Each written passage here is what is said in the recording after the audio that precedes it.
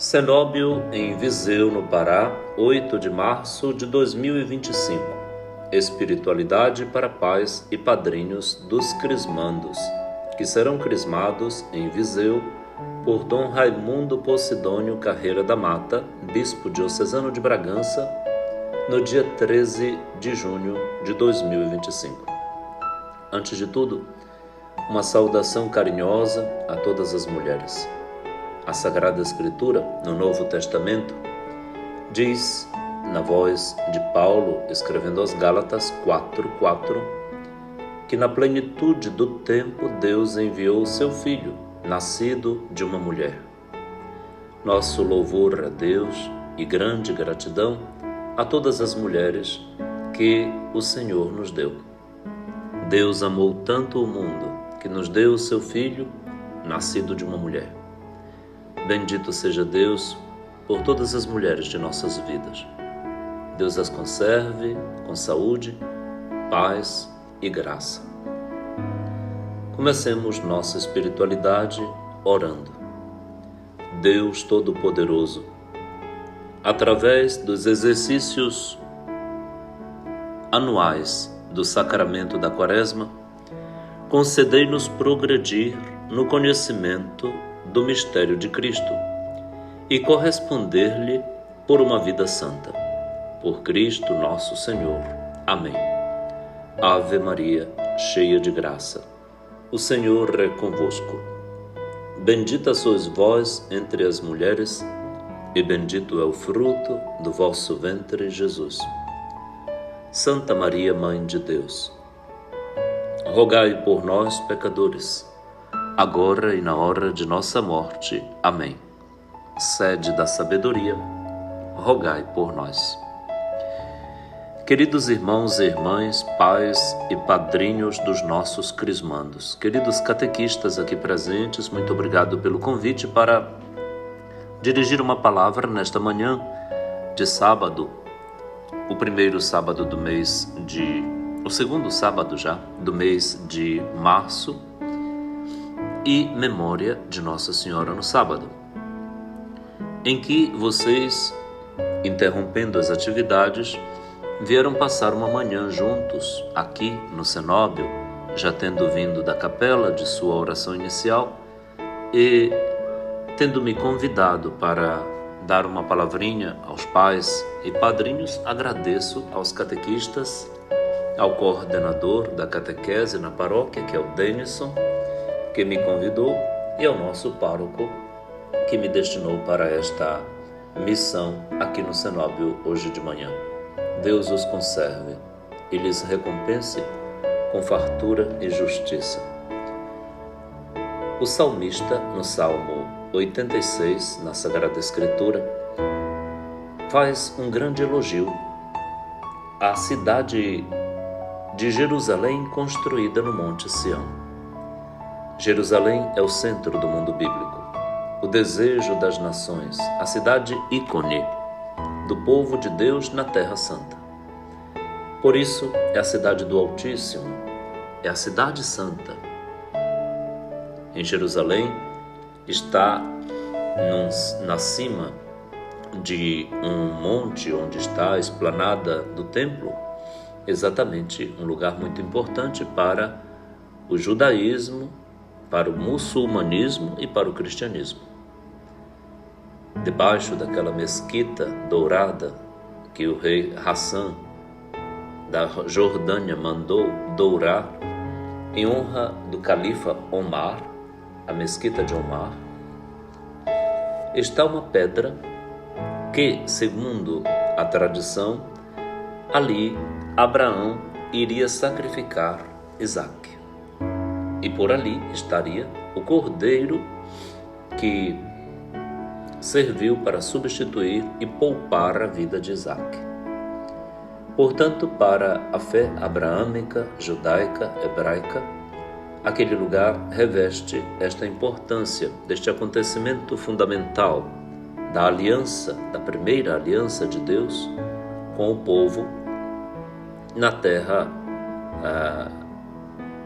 santa, portanto já em território israelita.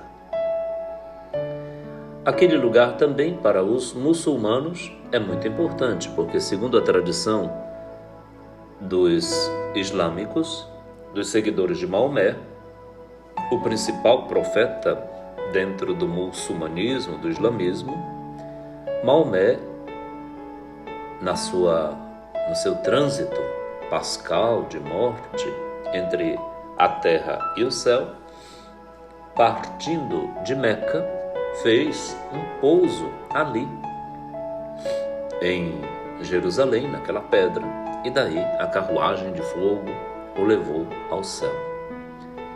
Para os muçulmanos, aquele é um lugar muito desejado, tanto que ali está uma das mais importantes mesquitas dos muçulmanos no mundo, em cima exatamente desta pedra.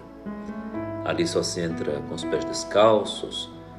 Ao lado, na mesma esplanada do antigo templo, na base mais alta do templo, está a mesquita de Al-Aqsa, que cabem 5.000 pessoas lá dentro. E logo mais adiante está o Monte Calvário e logo abaixo o lugar do Santo Sepulcro, que tem por cima dele e do próprio Calvário, onde a tradição situa a crucifixão de Jesus, está ali também um lugar muito importante para a tradição cristã, para o cristianismo, porque ali está a Basílica do Santo Sepulcro, que Santa Helena, mãe de Constantino, no século IV, mandou construir para dá-la aos cristãos. Judeus, muçulmanos e cristãos têm em Jerusalém um ponto geopolítico religioso de referência inconfundível. O salmista faz um elogio enorme à cidade de Jerusalém, como o local onde estão as nossas fontes. As nossas fontes estão em ti, Jerusalém, as nossas fontes. O Salmo 86 termina exatamente com estas palavras. Há uma alegria identitária quando um israelita, um salmista, um orante, um crente fala de Jerusalém, a sua cidade da fé. Nossos filhos e afilhados participam de encontros preparatórios à acolhida do dom do Espírito Santo, recebido no batismo, que confirma que a fé recebida lá no dia do batismo amadureceu na vida delas. Nisto consiste o sacramento que completa a iniciação à vida cristã. Os sacramentos são sinais da graça santificadora da Páscoa de Jesus Cristo, que em nossa vida produzem efeitos salvadores e evangelizadores, na vida também das pessoas, na igreja e na sociedade e em suas estruturas. A graça de Deus é dada a ti, não somente em vista da tua santificação, mas como que por osmose, por efeito, nosso Senhor chega com sua graça a tudo e a todos. Nós somos canais, nós somos passagens, nós somos Páscoa de Deus para a vida de muita gente. Todos somos assim. E o Crisma é este sacramento, este momento tão importante da vida cristã que completa esse caminho esperançoso de Deus acerca de cada um de nós. Os sacramentos são 7. 3 de iniciação à vida cristã, 2 de compromisso na vida cristã e 2 de cura, para sarar a cicatriz da graça perdida, da alma ferida, da pessoa caída no pecado, na separação de Deus. Junto dele, só alegria, felicidade, esperança. Fora dele, fora de Deus, desespero, tristeza e desânimo, morte. Os 3 sacramentos da iniciação à vida cristã são exatamente o batismo, a Eucaristia e a Crisma. No batismo, a graça é recebida. Na Eucaristia, a graça é continuamente alimentada, fortalecida, renovada. E na Crisma, publicamente se anuncia o Evangelho da vida, que agora jorra do coração de um crismado, de uma crismada, para dentro da igreja e do mundo. Os dois sacramentos do compromisso são o matrimônio e o sacramento da ordem. O matrimônio para que um homem e uma mulher se consagrem um ao outro e à sua família por toda a vida, na fidelidade e na unidade, para gerar e educar a prole, que Deus lhes dará como promotores e geradores da vida, cooperadores da obra criadora de Deus. E para se amarem como uma igreja doméstica, geradora de pessoas muito boas. O sacramento da ordem é para qualificar dentro do povo de Deus os sacerdotes batismais, para torná-los pontífices entre os sacerdotes batismais comuns, o sacerdócio comum dos fiéis, e o próprio Senhor. Portanto, estes são sacerdotes ministeriais, servos que estão a serviço dos outros sacerdotes. Ele também já era sacerdote batismal. Agora está consagrado, separado para servir as relações do seu Deus com toda a humanidade. Em 3 graus. O primeiro, o diaconato. O segundo, o presbiterato, aqueles que nós chamamos de padres ou freis, que são ordenados pelo ministério da ordem, pelo sacramento, pelo sagrado caráter da ordem. E o 3º grau, que é o de episcopado, os bispos, e arcebispos. Os 2 sacramentos de cura são a reconciliação, a confissão dos pecados e a unção dos enfermos, quando nosso corpo declina na vida, e precisamos da ajuda de Deus. Por meio dos sacramentos, o Senhor não somente nos agracia com seus dons e carismas, mas também espera de nós uma resposta vital, uma correspondência que chamamos de santidade, de vida santa. O carisma, crisma, Cristo, caritas, Eucaristia, tudo tem o mesmo radical, que quer dizer amor. Carisma quer dizer o amor de Deus que foi derramado em nossos corações pelo Espírito Santo que nos foi dado. Estes dons do Senhor para nós não somente nos enriquecem e ornam de beleza divina a vida humana da gente, mas postulam, esperam, preparam a gente para espalhar no mundo o bom odor e testemunho de Cristo Jesus. É um carisma efetivante, tanto nesta vida como na vida futura eterna. Desta passamos à próxima, a vida eterna. Pela crisma, os dons batismais se manifestam sob forma de testemunho, portanto, martiria, aquele jeito de viver cristão que pesa, que exige, evidentemente, mas que é a cultura cristã, é o ethos cristão, é o jeito de viver de um seguidor de Jesus, a martiria, o testemunho. Mas também celebração. A crisma se manifesta pela celebração da liturgia. Martiria, liturgia. Tudo aquilo que nos leve a honrar a Deus pelo louvor, o culto, a meditação, a oração, o canto, a hinodia, a salmodia, a bênção, a santificação, a liturgia. E também pelo serviço, a diaconia. Todos nós somos diáconos, porque somos servidores, cuidadores, zeladores. No batismo, de uma só vez, o Espírito Santo nos fez sacerdotes para oferecer os nossos sacrifícios a Deus, que lhe sejam agradáveis. Profetas para que nossa boca e nossa vida falem e comuniquem a palavra de Deus. E pastores, zeladores, diáconos, servidores, para que a gente se ame e se ajude mutuamente. Vou repetir, pela crisma, os dons batismais do Espírito Santo se manifestam em 3 formas: no testemunho, martiria, na celebração, liturgia e no serviço, diaconia. Tudo isso fazendo a fé e a esperança que Deus colocou como virtudes teologais dentro de nós, agirem por meio da caridade na prática de vida do fiel, para com Deus para com a comunidade, portanto para os outros, para com o meio ambiente, a ecologia integral que estamos falando ultimamente, e para consigo mesmo, portanto para o zelo por si e o cultivo da sua personalidade. Isso tudo é uma arte e harmonia desejada por Jesus como mandamento. Amai-vos uns aos outros. E por todos como esperança, alegria e estímulo. Todos querem ver Jesus em nós.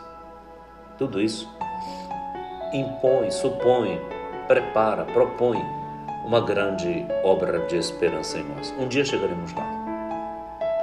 Mas isso não se inventa e não se improvisa. Isso se treina durante toda a vida, mas mais especialmente ainda durante o catecumenato crismal, de maneira teórica e prática. Por isso que não dá para entender quem quer ser crismado assim às pressas, a 3x4, sem passar por esta experiência bonita de 2 anos, poderia ser até mais, de convivência comunitária, de martiria, liturgia e diaconia. Sem isso não tem treinamento, sem isso não dá tempo. E a celebração da crisma se tornaria um teatro. Nenhuma concretude, nenhuma atitude séria num desejo desse. Então nós desejamos que os 2 anos, que é o básico, que é o mínimo, mas é o suficiente, do catecumenato crismal, seja muito bem aproveitado por todos os nossos crismandos, com seus catequistas, com a comunidade, com a celebração da Eucaristia, com a sua confissão sacramental, com a comunhão, com o terço, com o rosário, com a caridade, com a própria catequese, que agora eles já vão treinando para passar o que receberam para os outros, né? Tudo isso, então, vai se tornando escola de comunhão, participação e missão. Portanto, escola sinodal, eclesialidade. O crismando, o crismado se torna um homem, uma mulher de igreja. Está lá, a igreja na sua forma mais bonita, jovial e amadurecida. O crismando. Parabéns para vocês. Os pais e padrinhos são as fontes e as referências para os filhos e afilhados. Estão em ti, Jerusalém, as nossas fontes, disse o salmista. O que a água e a luz são para as plantas, são os pais e padrinhos para os filhos e afilhados. A vida e desenvolvimento de uma planta depende da água, porque grande parte do corpo da planta é líquido e, portanto, a água é sua fonte. Os pais são a água na vida destas plantas de Deus que são os crismandos. Como também a luz desempenha papel vital para a planta, embora em proporção menor. Sem água, a planta não vai viver por muito tempo. Sem luz, até que vive, sobrevive, mas depois também fenece, morre. A luz desempenha o papel dos padrinhos na vida dos crismados. Sem luz, a planta consegue sobreviver por algum tempo, mas sem água, não. Como fontes de vida na fé, pais e padrinhos constroem juntos uma personalidade espiritual no crismando, desde a sua casa, porque o que a gente é fora, trouxe de lá. Não existe uma religião criada, aprendida na igreja, não. Sua primeira experiência eclesial foi sua casa. Se não foi lá, a outra vai ser bastante ficção, vai ser vazia. É de casa que a gente aprende a ser igreja. A maioria de nós é assim. Nossa primeira experiência de igreja é nossa casa. O que mais tarde se conhece ou se aprende com mais profundidade na paróquia, nós já vimos ou ouvimos em casa, olhando nossos pais. Eu me lembro que os cantos de igreja, eu os aprendi ouvindo meu pai cantar. Ele trabalhava cantando, assobiando, e eu gostava muito daquilo. E todos nós lá em casa, éramos vários filhos. Minha mãe também cantava, não cantava tão bem quanto ele, mas nós aprendemos e gostamos de cantar os cantos da igreja sem ter ido à igreja. Quando íamos lá, então, havia confrontos do que nós ouvíamos em casa com o que se cantava lá, e aquilo voltava para a mesa, era comentado, havia um trânsito temático. Se tematizava a fé porque em casa começou a experiência da fé e na paróquia se aprimorou.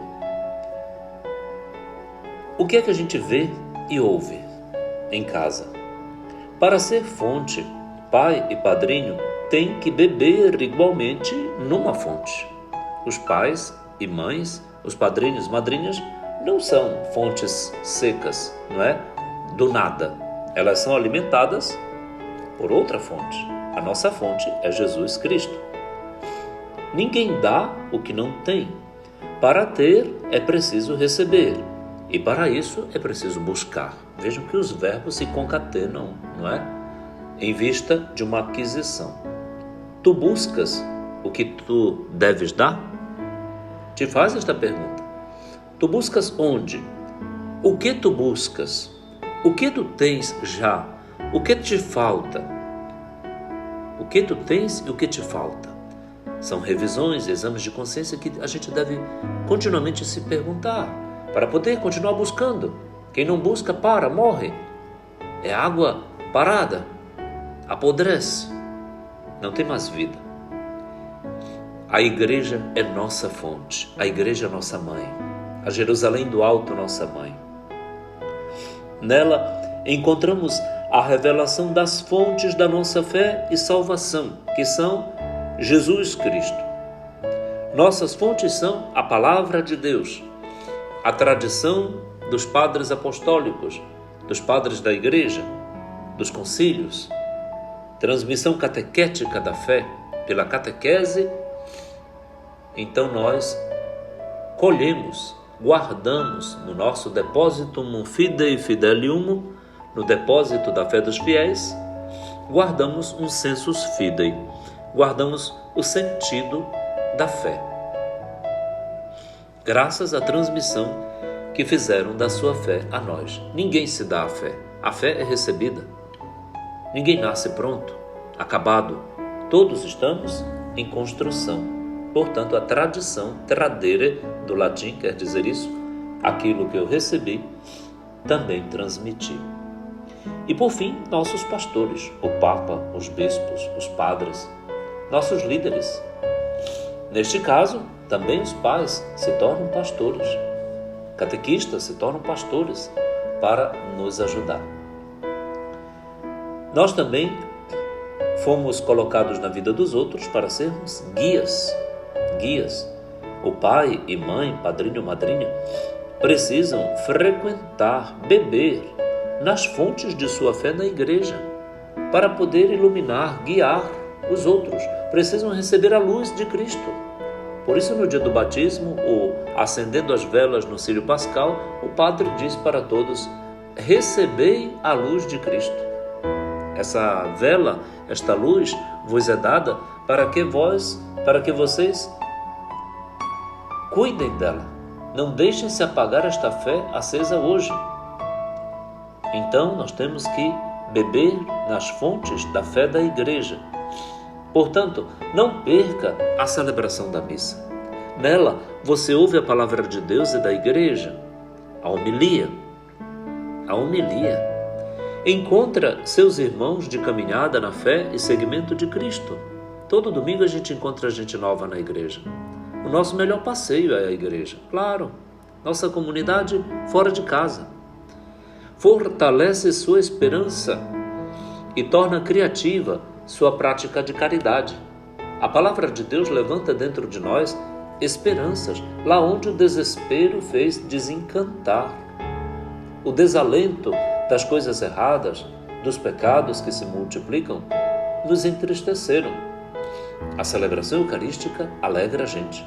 Quando a gente sai da sacristia, o padre diz, está escrito lá na parede: eu irei ao altar de Deus. E os ministros, os coroinhas dizem: ao Deus que alegra a minha juventude.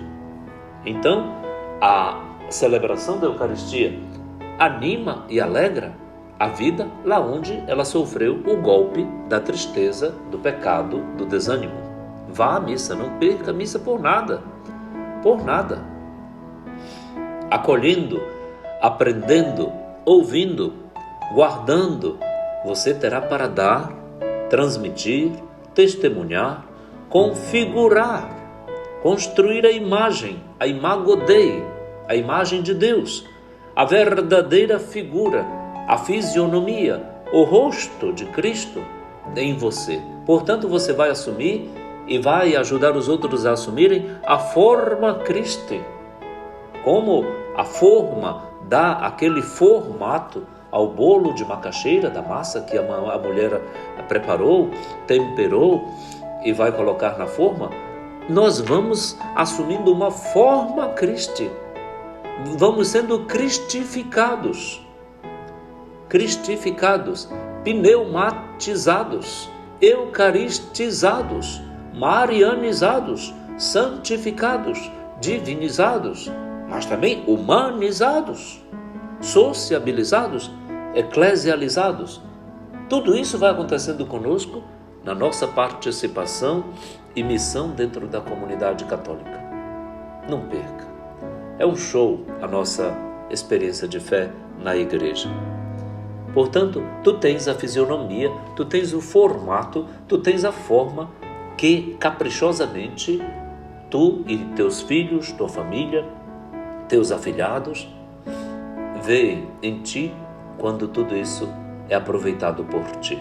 É claro que quem disso se afasta, pouco a pouco também perde a forma, perde a fisionomia, perde a figura, perde o odor, perde o sabor, perde a graça, perde tudo. Tem gente que perdeu até a identidade, não sabe mais quem é, para ela tudo tanto faz como tanto fez, todo lugar serve, e é a macumba, e é o espiritismo, e é esta igreja, e é aquela outra, é nada, é o ateísmo, é a filosofia, a teosofia, é a ideologia. Não. O que isso diz que está acontecendo? Que a pessoa se afastou tanto de Deus e da comunidade que perdeu de rumo o próprio rumo. Perdeu de vista o próprio rumo. Está sem rumo, prumo e fase. Um padre nosso dizia, está sem rumo, sem prumo e sem fase. Está fora da caixa, fora de tudo. Nossa prática de vida, tendo por base o que acredita, investe, arrisca, lê, se informa e até paga, né? Nós metemos a mão no bolso, damos oferta na nossa igreja, nós consagramos nosso dízimo, portanto, nós investimos na nossa fé sim. Nossa prática de vida comunica, até quando não falamos muito, não falamos nada.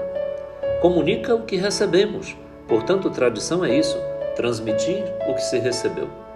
A nossa prática de vida serve para comunicar, para anunciar, para dar aquilo que se recebeu, pela boca no que se fala e pela vida no que se vê. A fé entra pelos olhos e pelos ouvidos. Ao ouvir a palavra pronunciada e ao ver o testemunho, o exemplo bom dado. A fé entra pelos olhos e pelos ouvidos. Com isso, vamos construindo a cultura cristã. A cultura cristã. Vamos cooperando com o Espírito Santo para implantar o reino de Deus, o evangelho do reino, o evangelho da alegria e a alegria do evangelho. Evangelii Gaudium, como o Santo Padre, o Papa Francisco, nos propôs neste documento belíssimo, maravilhoso, e em todos os seus documentos, desde o início do seu pontificado. Vamos cooperando com o Espírito Santo para implantar o reino de Deus, melhorando a nós e aos outros e a tudo, portanto, integralmente. A campanha da fraternidade desse ano nos fala de uma ecologia integrada. Integral, nós poderíamos falar na Crisma como uma mística integral. Sim, todos nós místicos, dizia um teólogo jesuíta chamado Karl Rahner, que o cristão do terceiro milênio ou seria um místico ou não seria nada. Tu és místico? Tu és mística? Tu és sim. Deus já te fez assim. Aprimora, revela, manifesta, oferece a tua mística. Cada um de nós tem, exibe e oferece a sua mística. Daí, da espiritualidade, a graça santificante alcança as estruturas sociais, políticas, econômicas, educacionais, as condutas, as culturas, a moral, o dinheiro, a festa, a balada, a diversão, o futebol, o sexo, tudo. A nossa mística, então, abraça todas as realidades da nossa vida. Por isso é mística integral. É integradora. De modo que nada fica de fora de tudo. Não é? Não existe que eu comungue na Eucaristia e a minha Eucaristia tenha nada a ver com o meu sexo. Tem sim, e muito. Tudo a ver. Meu sexo tem tudo a ver com a Eucaristia, que eu celebro, que eu participo, é orientado, é iluminado pela presença de Jesus na Eucaristia. A política tem tudo a ver com a Eucaristia, e quando não tem, a política se destrói, se perverte. Quando não tem Jesus, meu sexo se perverte, se torna perversão sexual. E tudo é assim. Então, a nossa mística é integral e integradora. Alcança todas as realidades da nossa vida, das mais centrais e profundas às mais superficiais e periféricas. Inclusive aquelas que ainda não alcancei, as adventícias, né? Aquelas que estão por vir, os conhecimentos, as faculdades, as etapas que minha vida vai galgar e vai alcançar ainda. Que cultura então temos hoje? Estamos terminando. Que cultura temos hoje? Que moral temos hoje? Que política nós temos atualmente?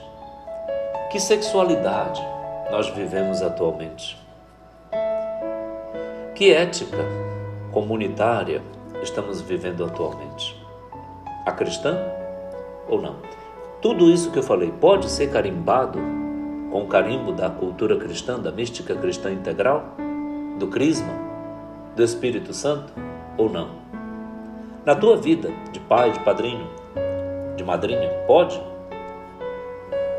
É para isso que essa espiritualidade vem mexer com a gente de dentro para fora. Vamos um pouquinho mais? O que estamos preparando para entregar aos nossos filhos e afilhados de hoje e eles aos de amanhã? Sim, porque é uma performance. A vida cristã, a mística integral, é uma performance, ou seja, nada para, está tudo integrado, todos em todos. Portanto, os de hoje preparam o mundo, dele saem e o deixam melhor para quem vem amanhã. Assim, na família, na sociedade, na igreja, a gente vai morrer. Daqui a um tempo eu não estarei mais na igreja católica peregrina, não. Eu vou passar para a igreja católica purgativa e de lá para a contemplativa, porque a igreja vive em 3 esferas. A esfera peregrina, na esperança, né? O Papa nos convida a sermos peregrinos de esperança. A igreja que se purifica no purgatório e que intercede por nós e nós por eles, com os nossos sufrágios, com as nossas indulgências. E a igreja contemplativa, dos santos, dos beatos, dos servos de Deus, dos veneráveis, que já estão na glória, dos doutores da igreja, né? Dos anjos, sim, todos na casa do Pai. Então, o que estamos preparando para entregar aos nossos filhos, afilhados, os posteriores a nós? É isso. Eu penso que no meio de tudo isso haveríamos de considerar o Evangelho de amanhã. Amanhã é o primeiro domingo da Quaresma e teremos a graça de ouvir o Evangelho de Lucas, como ocorre a cada ano, as tentações de Jesus, que parece muito bem-vindo ser meditado exatamente nas proximidades da Crisma. O crismado é Jesus que, levado pelo Espírito, entra no deserto, portanto, na prova, para iniciar a sua vida pública, mas antes ele é provado pelo Espírito que o leva para lá, e no deserto Jesus encontra com o diabo. Diabolos, é o avesso, é o antônimo de simbolon, de simbólico. Enquanto o simbólico une, o diabólico divide, separa, opõe e quer ver destruída uma parte pela outra. Separa de Deus, rompe, ruptura, pecado. O diabo nos ajuda a pecar, nos ajuda a mentir. O diabo é o pai do fake news, da mentira, da fofoca, da divisão. Então, o diabo queria separar Jesus da sua missão, arrancar Jesus do Pai. Por isso põe tudo em suspeição. As tentações começam sempre com se tu és filho de Deus, se tu és crismado, se tu tens consciência da tua eclesialidade, da tua santidade, da tua mística integral, que os padres falam, que os padres pregam, o demônio vem te tentar no profundo, colocando em xeque e em choque todas as tuas convicções profundas de fé. Tu estás convencido de que tu estás salvo? Tu estás certo de que tu estás na igreja certa? Tu estás certo de que tudo isso é verdade ou é uma invenção, uma mentirinha que esses padres, esta igreja há muito tempo sustentam por aí? Tu estás certo de que está certo ajudar os teus pais, enjoados, chatos, quadrados, que só nem te entendem e não te amam, não te deixam liberdade de fazer o que você quer? Então, o diabo vem tentar Jesus para fazer magia, palhaçada, show, para aparecer, exibicionismo, para transformar a pedra em pão, imagina? O diabo vem tentar Jesus, se ele é filho de Deus mesmo, para ter poder e para idolatria, para afastar-se radicalmente de Deus e adorá-lo, dedicar toda a sua vida ao diabo.